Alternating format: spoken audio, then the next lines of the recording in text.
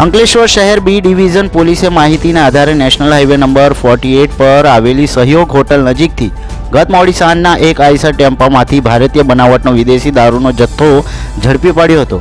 પોલીસે દારૂ અને ટેમ્પા મળી કુલ રૂપિયા 18.28 લાખનો મુદ્દામાલ કબજે કરી ટેમ્પો ચાલકને ઝડપી પાડી દારૂ મોકલનાર અને મંગાવનારને વોન્ટેડ જાહેર કરી વધુ તપાસ હાથ ધરી છે।